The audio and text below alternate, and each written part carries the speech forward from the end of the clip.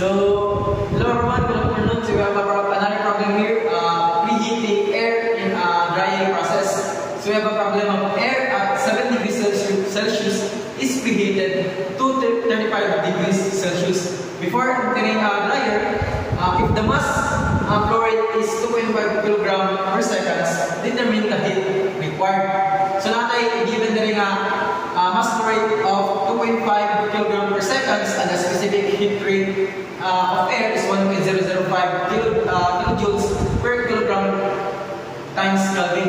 So natay final temperature of 35 degrees Celsius, the initial temperature of 7 degrees Celsius.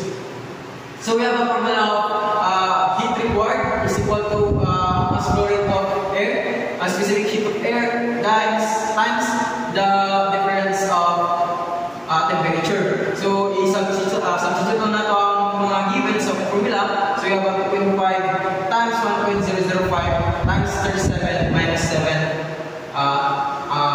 temperature. So cancel na ito ang kilogram, ang Kelvin.